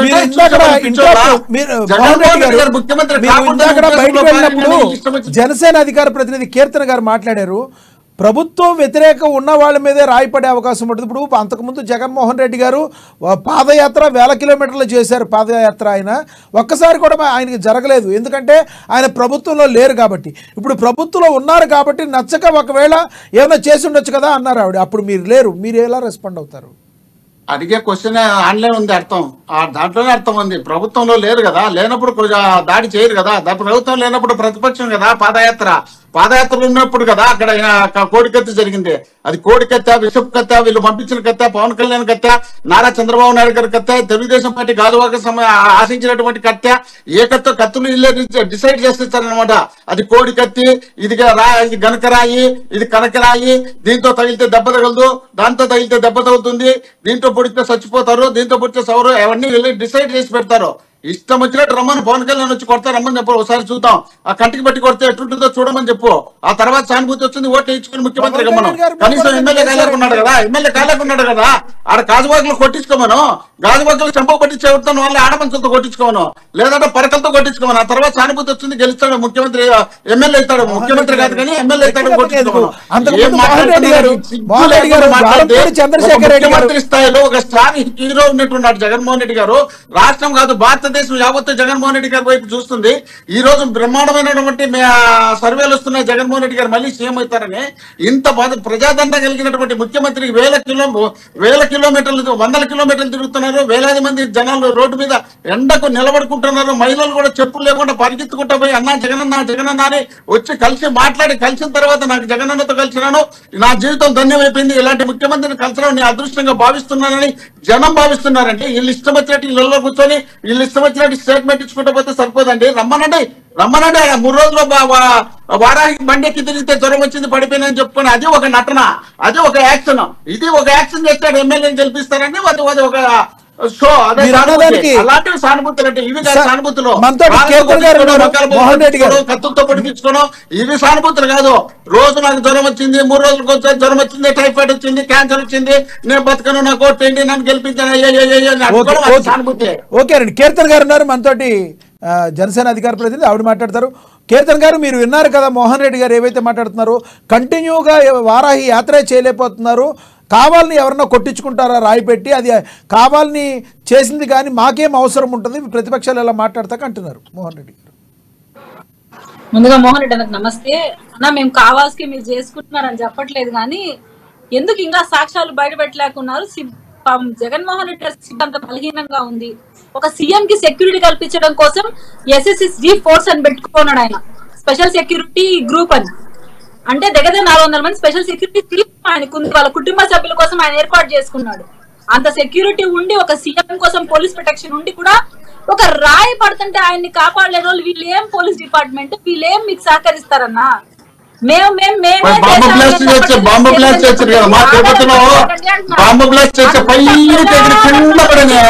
అప్పుడెట్లా బాంబు బ్లాస్ట్ లో పైకి ఎగిరి కింద పడిన ముఖ్యమంత్రిగా ఉన్నటువంటి వ్యక్తి ఆ సానుభూతి కోసం 9 నెలల ముందే ఎలక్షన్ పెట్టుకున్నా.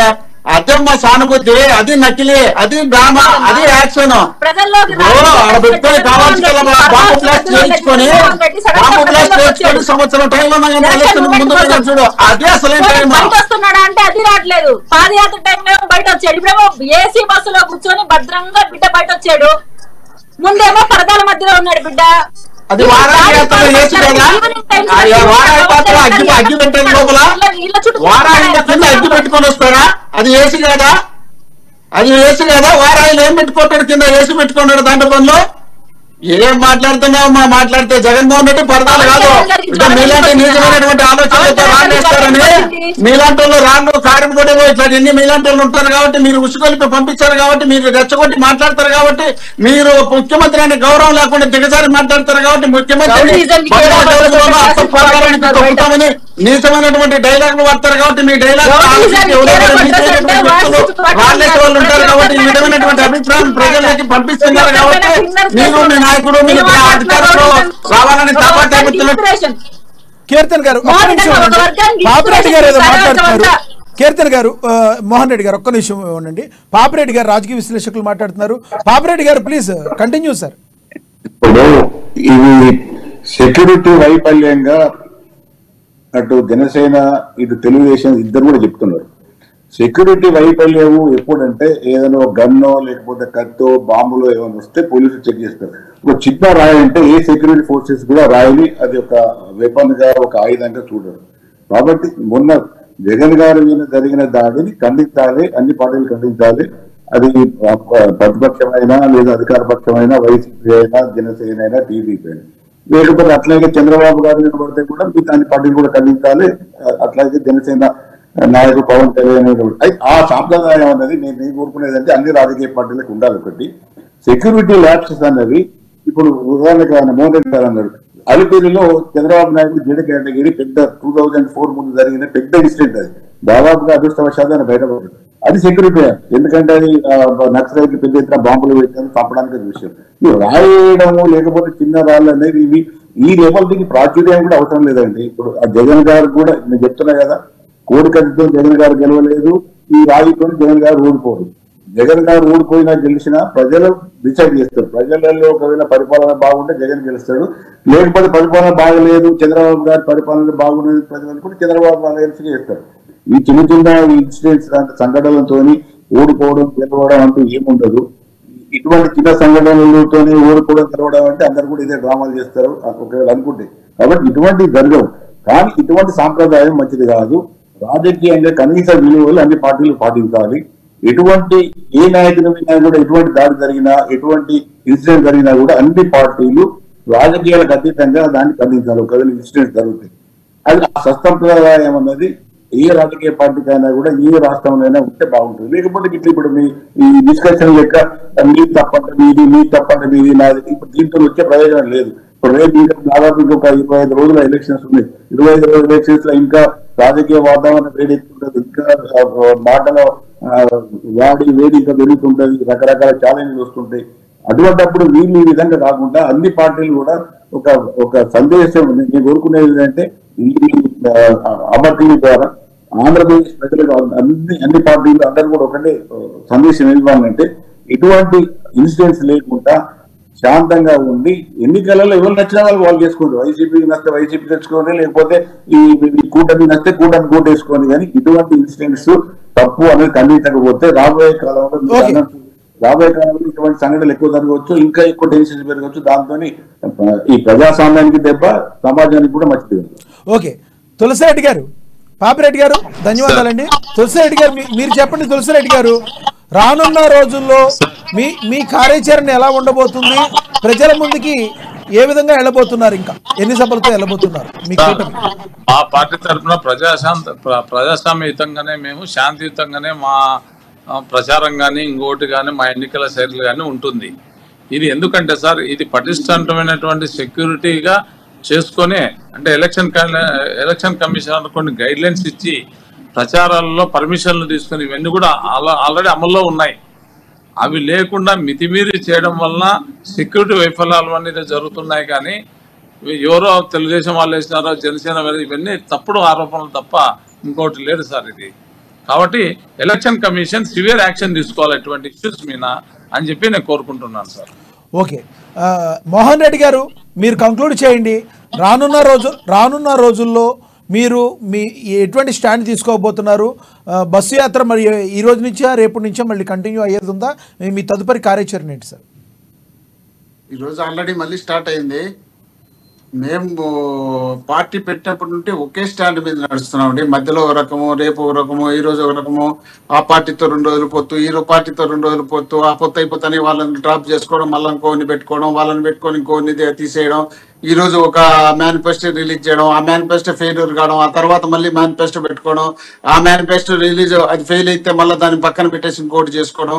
ఈ విధమైనటువంటి అభిప్రాయంతో మేలే మా పార్టీ, మా సిద్ధాంతాలు, మా లక్షణాలు మొత్తం ప్రజల కోసం చేయాలనే ఉద్దేశంలో భాగంగానే మేము చేస్తున్నాం. ఇప్పుడు పెద్ద అని చెప్పినట్టు పోలీసు వైఫల్యం ఎట్లవుతుంది, ఆడిపోయి 10 మంది ఉన్నప్పుడు 10 మంది వేలాది మంది మనుషులు ఉన్నప్పుడు అక్కడ నుండి రాయి ఏదైనా ఇస్తున్నాడు కానీ ఆ మనుషులు దాక్కొని ఏదైనా ఉద్దేశపూర్వకంగా చేసినాడు కానీ ఎవడన్నా చేస్తే అది వైఫల్యం ఎట్టుంది. ఇప్పుడు నీకు చంద్రబాబు నాయుడు గారు అల్పిరి బ్లాస్ట్ కానీ, చంద్రబాబు నాయుడు గారి జూబ్లీ హిల్స్ లో జరిగినటువంటి బాంబు బ్లాస్ట్ జరిగితే ఆడ 47 మంది చనిపోయినట్టు అవి వైఫల్యాలు. అలాంటి వైఫల్యాలు వదిలిపెట్టేసి మేము వైఫల్యం ఏంది, మా ప్రభుత్వంలో పేద బడుగు బలహీన వర్గాలకు నిష్పక్షపాతంగా ప్రజా సంక్షేమ కార్యక్రమాలు అందించడమే కాకుండా ఏ ఒక్క చోట కూడా చిన్న ఇబ్బంది కూడా జరగకుండా చేస్తున్నటువంటి ముఖ్యమంత్రి జగన్మోహన్ రెడ్డి గారు. కాబట్టి ఈ రోజు జగన్మోహన్ రెడ్డి గారి నాయకత్వాన్ని మళ్ళీ జనం బలపరిచి ఖచ్చితంగా జగన్మోహన్ రెడ్డి గారిని ముఖ్యమంత్రి చేసుకోవాలని జనం భావిస్తున్నారు. కాబట్టి ఈ విధమైనటువంటి అభిప్రాయంతో ప్రజల్లో ఉంది. కాబట్టి ఆ విధానాన్ని ఏ విధంగా డైవర్ట్ చేయాలనే ఉద్దేశంలో భాగంగా జగన్మోహన్ రెడ్డి గారిని ఏదో విధంగా అంతం చేయాలనే ఉద్దేశంలో భాగంగా వాళ్ళు చేస్తున్నటువంటి కుట్రలు కుతంత్రాలు ఈ విధంగా ముందుకు వెళ్తున్నారు. కాబట్టి వీళ్ళకి జనం గమనిస్తున్నారు. కాబట్టి జనం మెచ్చేట్టుగా వీళ్ళు లేరు. కాబట్టి వీళ్ళకి అవకాశం ఇచ్చినప్పుడు వీళ్ళు చేత కాలేరు. కాబట్టి అవకాశాన్ని దుర్వినియోగం చేసుకున్నారు. కాబట్టి కనీసం ప్రతిపక్షం ఇచ్చినప్పుడు ప్రతిపక్ష పాత్ర పోషించడంలో కూడా పూర్తి ఫెయిల్ అయినారు. కాబట్టి ప్రతిపక్ష పాత్ర పోషించడం ఫెయిల్ కావడమే కాకుండా ఎన్నికలకు వచ్చినప్పుడు ఎన్నికల మేనిఫెస్టో కరెక్ట్ గా వీళ్ళు ఒక సక్రమైనటువంటి పద్ధతిలో మేనిఫెస్టో పెట్టుకోవడం లేదు. ప్రతిపక్షాన్ని పాత్ర పోషించడంలో విఫలమవుతున్నారు. టికెట్ పంపిణీ చేయడంలో కేవలం డబ్బులకే టికెట్లు అమ్ముకున్నారు. కాబట్టి జనం రిసీవ్ చేసుకోవడం లేదు, ఆ లీడర్లు రిసీవ్ చేసుకోవడం లేదు. వాళ్ళకు ఉన్నటువంటి క్యాడరే వాళ్ళని తిరుగుబాటు చేసి నియోజకవర్గాలు తిరగనికుండా పరిస్థితి ఉంది. ఆ విధంగా ఏదో రకమైనటువంటి ఇబ్బందులు వాళ్ళకు ఉన్నప్పుడు ఆ ఇబ్బందులన్నిటి ఏదో విధంగా వైఎస్ఆర్సీపీ మీద దుబ్బేయడమా, వైఎస్ఆర్సీపీని అంతం చేయడమా, వైఎస్ఆర్సీపీని తగ్గించడమా, వీళ్ళు ముందుకు రావాలనే ఉద్దేశంలో భాగంగా వీళ్ళ ప్రయత్నాలు చేస్తారు. ఈ ప్రయత్నాలు ఏ ఒక్కటి కూడా సక్సెస్ కాలేదు.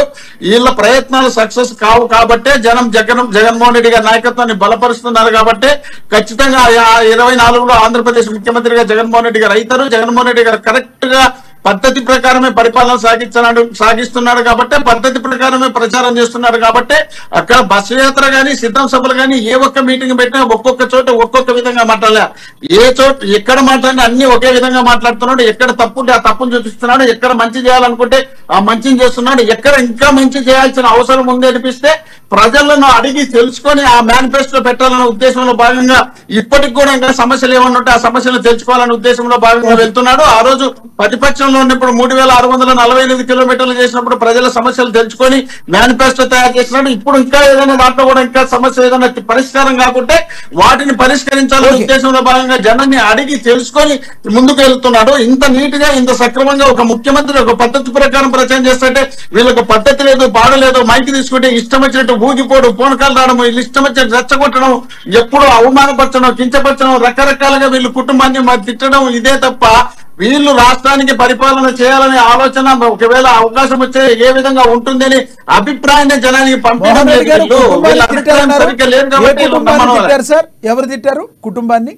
నిరంతరం జగన్మోహన్ రెడ్డి గారి కుటుంబాన్ని, జగన్మోహన్ రెడ్డి గారిని టార్గెట్ పెట్టుకుని మాట్లాడుతున్నారు. నిరంతరం మైక్ తీసుకుంటే జగన్మోహన్ రెడ్డి గారి చెల్లెలు, తల్లి, అక్క, చెల్లెలు, చిన్నాయన, పెదనాయన వీళ్ళు చేసినటువంటి మీరు 3 పెళ్లిళ్ళు చేసుకున్నారంటే చట్టపరంగా మేము పెళ్లిళ్ళు చేసుకున్నాం, చట్టపరంగా ఇటుపోయినామని తిట్టను వస్తారు తప్ప అదేదో నేరమైనట్టు, అదేదో జరగనట్టు, ఇదేదో జరిగినట్టు. సిబిఐ కేసు జరుగుతుంది. సిబిఐ కేసు జరిగేటప్పుడు వివేకానంద రెడ్డి గారి మర్డర్ జరిగింది. మర్డర్ జరిగిన తర్వాత ఆ మర్డర్ గురించి ఒకవేళ అది నిజమా కాదనేది నిర్ధారణ కావాలా. నిర్ధారణ అయిన తర్వాత నిజంగా నిర్ధారణ అయితే అప్పుడు మీరు అందరూ మైకిల్ తీసుకుని మాట్లాడితే మోహన్ రెడ్డి గారు అదే ఫ్యామిలీ గురించి షర్మిల గారు, సునీత గారు అంటే మీరు బయట వాళ్ళంటే ఉపయోగం ఏముంది చెప్పండి? సునీత గారిని వాళ్ళకి ఏం కావాలో తెలుసుకోలేకపోయారు. ఒకటినండి మీరు కూడా అర్థం చేసుకోవాలి. షర్మిల గారిని ఢిల్లీకి పంపించడానికి సీఎం రమేష్ గారితో ఒక ఫ్లైట్ పంపించినటువంటి వ్యక్తి చంద్రబాబు నాయుడు గారు. చంద్రబాబు నాయుడు గారు సీఎం రమేష్ గారి ద్వారా కాంగ్రెస్ పార్టీల చైర్మన్ పంపించినటువంటి వ్యక్తి చంద్రబాబు నాయుడు గారు.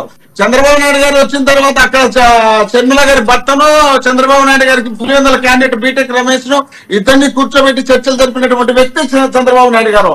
తర్వాత చంద్రబాబు నాయుడు గారు ఏ స్క్రిప్ట్ తో బయటకు వస్తున్నాడో అదే స్క్రిప్ట్ తో షర్మిల గారు వస్తున్నారు తప్ప షర్మిల గారు కొత్త స్క్రిప్ట్ ఏం లేదు. అప్పుడు షర్మిల గారు ఒక పార్టీ పెట్టుకున్నారు, షర్మిల గారు ఒక పార్టీకి బాధ్యత తీసుకున్నారు, షర్మిల గారు ఒక పార్టీ అధ్యక్షురాలుగా ఉన్నారు. అప్పుడు ఆమె కూడా అదే పార్టీ అధ్యక్షుడు, జగన్మోహన్ రెడ్డి గారు ఒక పార్టీకి అధ్యక్షుడు. అప్పుడు పార్టీ ఏ పార్టీ స్ట్రాంగ్ గా రాష్ట్రంలో ఉంటే ఆ పార్టీని టార్గెట్ పెట్టుకొని ముందుకు వెళ్తే ఆ పార్టీలు మైలేజ్ పెరుగుతాయి. మైలేజ్ పెరగాలనే ఉద్దేశంలో భాగంగా షర్మిల గారు డైరెక్ట్ టార్గెట్ ఇవాళ చిన్న తప్ప రాష్ట్రంలో జగన్మోహన్ రెడ్డి గారు చేసిన ఏ ఒక్కటి జనానికి మంచి చేసినట్టు తప్ప తప్పు చేయలే. ఆ తప్పు చేయనప్పుడు ఆయన మీద అభియోగాలు లేవు కదా. అభియోగాలు లేనప్పుడు కారణాలు లేనటువంటి దీన్ని తీసుకొచ్చి మీద పెట్టి రుద్దుతున్నారు. ఇది కేవలం జగన్మోహన్ రెడ్డి గారు చేసినారని నిరూపించడానికి ప్రయత్నం చేయడానికి సర్వ శక్తులు ఒడ్డుతున్నారు వాళ్ళు. ఓకే మోహన్ రెడ్డి గారు, జనసేన కీర్తన్ గారు ప్లీజ్ రెస్పాండ్, కంక్లూడ్ చేయండి కీర్తన్ గారు. సార్ ఇంతసేపు నాకు మాటలు రాక మాట్లాడుతుంటే సైలెంట్ గా అని బ్లడ్ పడద్దని చెప్పండి. ఒక వర్గానికి ట్రూలీ ఇన్స్పైరింగ్ సార్ వీళ్ళైతే. ఎందుకంటే సొంతం చెల్లెలు అన్న వదిలిన బాణం కింద ప్రజల్లోకి వెళ్ళి ఈయన జైల్లో ఉన్నప్పుడు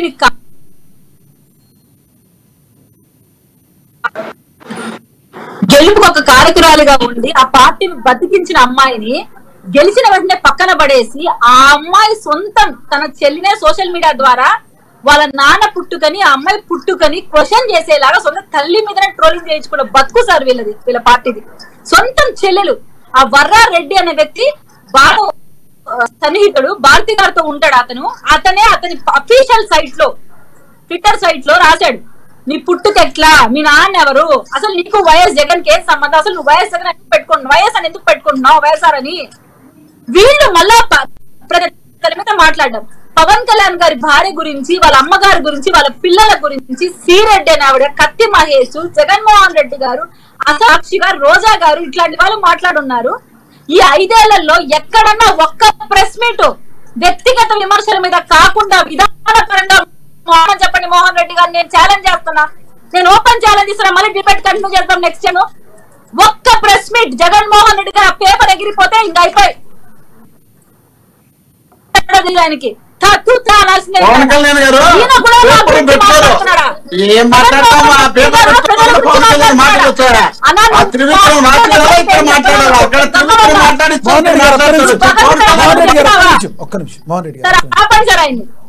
ఒక్క నిమిషం మోహన్ రెడ్డి, నువ్వేమో భగవద్గీత నాకు చెప్పినావా నేను సైలెంట్ గా వినడానికి? ఈ రోజు పరిపాలన చెత్తగా చేస్తున్నాడని ప్రజల్లో వ్యతిరేకత ఉంది. గడప గడపకి పోలేక బస్సు యాత్రలుగా మీరేమో నమ్మకమైన స్టిక్కర్లు అంటించుకోవడంలే ప్రజలు, మీరు మాట్లాడుతున్నారు. ఈయన మాట్లాడితే నేను వినాలంట, పవన్ కళ్యాణ్ గారి గురించి, సిబిఎన్ గారి గురించి నేను మాట్లాడతాడు. నిజంగా మీరు చెప్పండి సార్, వాళ్ళ చెల్లెళ్ళు ఈ రోజు ఎందుకోసం పోరాడుతున్నారు? బాబాయ్ హత్యకు న్యాయం జరగాలి. ఆయన హంతకుండా పెట్టుకొని తిరుగుతున్న వ్యక్తి జగన్మోహన్ రెడ్డి, మళ్ళీ సీట్ ఇచ్చిన వ్యక్తి జగన్మోహన్ రెడ్డి గారు. సరే వాళ్ళ తమ్ముడు అవినాష్ గారు తప్పు చేయలేదు అనుకుందాం, ఆయన ఆరోపణలు ఆయన చుట్టూ తిరుగుతున్నప్పుడు ఒక వ్యక్తికి ఇంకా నిరూపణ కానప్పుడు అతను పక్కన పెట్టుకొని తిరుగుతావా? అతనికి సీట్ ఇస్తావా? ఇవ్వడం లేదంటే ఇవ్వడం లేదంటలేండి, ఆ సీట్ ఇవ్వడం లేదంటలేండి. సార్ క్యాంపెయినింగ్ లో పులిగింది అవినాష్ గారే సార్ ఆయన పక్కన. ఇంతవరకు ఈయనకింత చిన్నపాటి గాయం తిరిగితే వాళ్ళ సోషల్ మీడియా మొత్తం కోడై కూస్తుంది. వాళ్ళ బాబాయ్ హత్య కేసులో ఎందుకంటే నిబద్ధతగా పనిచేయట్లేదు.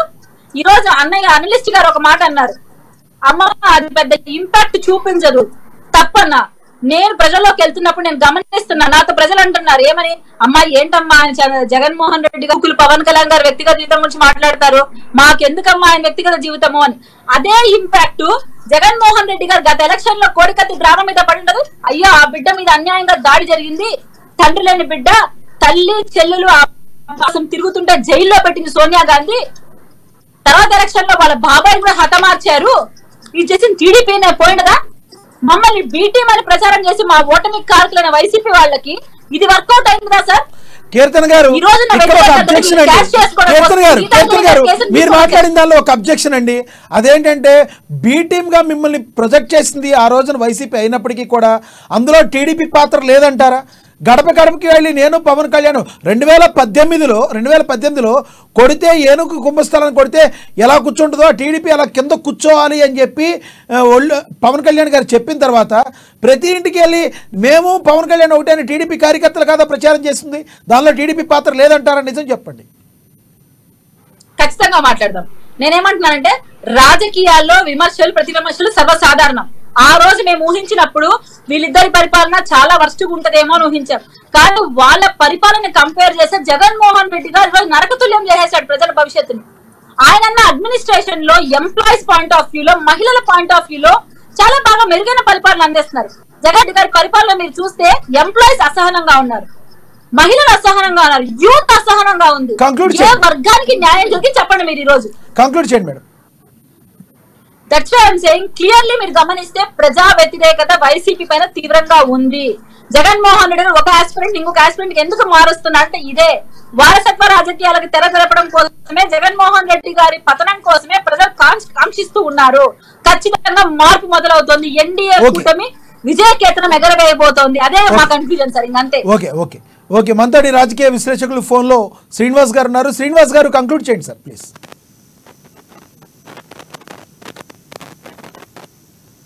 శ్రీనివాస్ గారు కంక్లూడ్ చేయండి ప్లీజ్. ఓకే పాపిరెడ్డి గారు కంక్లూడ్ చేయండి ప్లీజ్. ఇప్పుడు వీళ్ళు ఒక దిక్కు వైసీపీ, ఒకవైపు జనసేన, తెలుగుదేశం, దాని ఇంకో మిత్ర పార్టీ బీజేపీ ఒకవైపు, రేపు జరగబోయే ఎన్నికలు పెద్ద ఎత్తున జరుగుతున్నాయి. అయితే ఇక్కడ ఈ విషయాలన్నీ కూడా ప్రతి ఒక్కరి మీద దుమ్ము వేసి పోయడం. ఇప్పుడు చెరుమల, ఈ వివేకానంద రెడ్డి హత్య, ఇవన్నీ కూడా వైఎస్ఆర్ కుటుంబ వ్యవహారాలు అంటున్నారు. మేము బయట నుంచి చూసే వాళ్ళకి మేము మాట ఏమనిపిస్తున్నది అంటే, ఇప్పుడు చంద్రబాబు గారు కూడా తన మామూలు నుంచి పవర్ గుంజుకున్నాడు. అది కూడా కుటుంబ వ్యవహారం. అంటే రాజకీయ పార్టీలలో నేను ఈ పార్టీ గొప్పది ఆ పార్టీ గొప్పది అంటలేదు. దురదృష్టవశాత్తు తెలంగాణలో కూడా కేసీఆర్ కూడా ఇక్కడ కూడా అదే చేశాడు. అన్ని రాజకీయ పార్టీలు కూడా కుటుంబ రాజకీయాలు ఇవన్నీ చేస్తున్నాయని అంటున్నారు. నాకు ఒక విషయం చెప్పింది ఏంటంటే, వైఎస్ షర్మిలను జగన్ గారు ఎందుకు అధికారంలో తీసుకోలేదంటే కుటుంబ పాలన తీసుకోలేదని ఒక వాదన ఉన్నది. అది నిజమైతే మాత్రం మంచి పరిణామం. ఎందుకంటే అది పనిచేసిందా లేదా, లోపల ఏంటనేది కుటుంబాన్ని కనీసం రాజకీయాల్లో తీసుకురాకపోవడం అనేది ఒక మంచి పరిణామం. ఇవాళ కుటుంబాలను రాజకీయాల్లో తీసుకురావడంతోనే అన్ని విధాల వైపరీత్యాలు జరుగుతున్నాయి. మా తెలంగాణ రాష్ట్రంలో మేము దాని కన్నాలు చూసినాం. జరిగిన కేసీఆర్ కుటుంబ పరిపాలన ఎంత దూరం అనేది కూడా మేము చూస్తున్నాం. కాబట్టి ఒకటేంటంటే ఇవి వ్యక్తిగత విషయాలను రాజకీయాలు తీసుకొచ్చి ప్రజా జీవితానికి సంబంధం లేదు. వివేకానంద రెడ్డి హత్య కానీ, లేకపోతే షర్మిలకు జరిగిన అన్యాయం కానీ అది కుటుంబ వ్యవహారం. దానికి ప్రజలకు సంబంధం లేదు, ప్రజా వ్యవహారం. అట్లాగే నేను అంటున్నాను, చంద్రబాబు గారు ఎన్టీ రామారావు పవర్ గుంజుకున్నప్పుడు కూడా అది అంతర్గత వ్యవహారానికి ఊరుకుంటే అయిపోయింది. అది కూడా ఒక వచ్చింది, ప్రజా బాహుల్యానికి వచ్చింది. కాబట్టి ఒకటేంటే అన్ని పార్టీల వాళ్ళని చెప్పేది ఏంటంటే, ఈ విమర్శలు ప్రతి విమర్శలతోని ఒరిగేదేం లేదు. అన్ని పార్టీలు కూడా ఒకటే దానిలో మొక్క. ఏ పార్టీ కూడా ఏం డిఫరెన్స్ ఏం లేదు. వైసీపీ ఎట్లే ఉన్నది, టీడీపీ ఎట్లే ఉన్నది, ఈ అధికారం రాని జనసేన కూడా అదే విధంగా ఉన్నది. కాబట్టి ఏ పార్టీలో కూడా ఏం లేదు. ఇక్కడ మా దగ్గర కూడా బీఆర్ఎస్ లేదా టీఆర్ఎస్ కూడా అదే మీకు కనబడుతుంది. కాబట్టి అన్ని పార్టీలు కూడా కుటుంబ పాలనకే పరిమిత అవుతున్నాయి. అటువంటి పాలన ఉండడం, వ్యక్తిగత విషయాలను ప్రజా విషయాలు తీసుకురాకుండా ప్రజాస్వామ్యాన్ని రక్షించుకునే ఒక ప్రక్రియను అన్ని పార్టీలు మొదలు పెడితే. Okay, thank you sir. Thank you అండి. తులసిరెడ్డి గారు కంక్లూడ్ చేయండి సార్. తులసిరెడ్డి గారు కంక్లూడ్ చేయండి ప్లీజ్.